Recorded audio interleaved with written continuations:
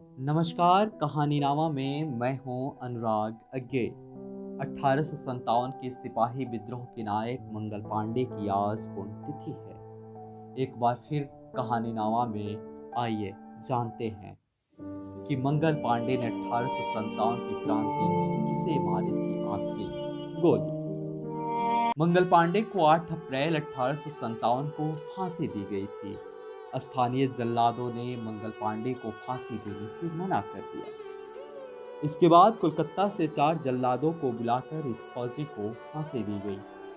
लेकिन यह शायद कम लोगों को ही पता है कि 19 जुलाई 1827 को जन्मे मंगल पांडे ने फांसी से कई दिन पहले खुद की जान लेने की कोशिश की थी और इस कोशिश में वह गंभीर रूप से जख्मी हो गई।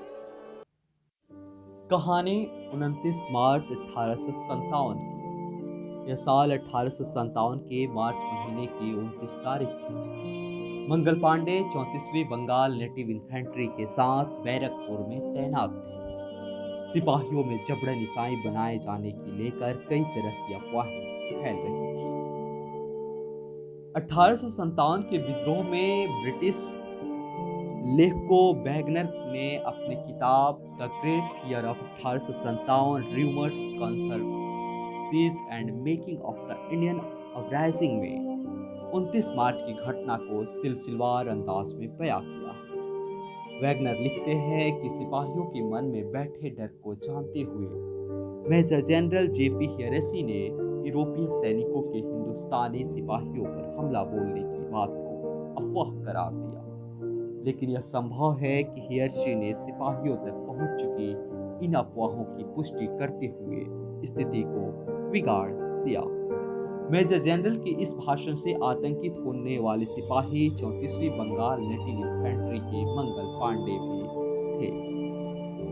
मंगल पांडे 29 मार्च की शाम 4 बजे अपने तंबू में बंदूक को साफ कर रहे थे। वैगनर लिखते हैं कि शाम के 4 बजे थे। मंगल पांडे अपने तंबू में बंदूक साफ कर रहे थे। थोड़ी देर बाद उन्हें यूरोपीय सैनिकों के बारे में पता चला। सिपाहियों के बीच बेचैनी और भांग के नशे से अपनी आधिकारिक जैकेट, टोपी और धोती पहने मंगल पांडे अपनी तलवार और बंदूक लेकर क्वार्टर गार्ड बिल्डिंग के करीब परेड ग्राउंड की ओर दौड़ गए।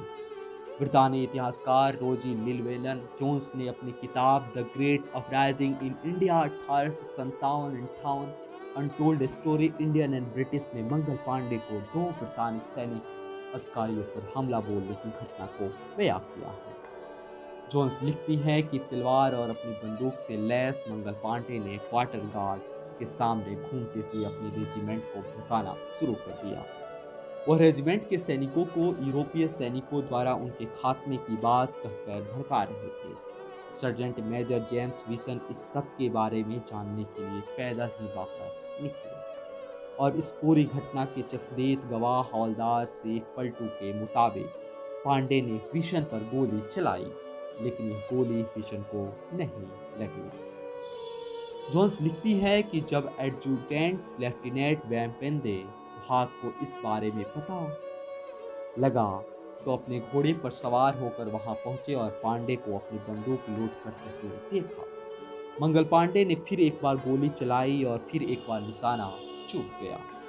वांग ने अपनी पिस्तौल से मंगल पांडे पर निशाना साधा, लेकिन गोली निशाने पर नहीं लगी। मंगल पांडे के बाद एक और सिपाही ईश्वरी प्रसाद पांडे को फांसी दी गई थी।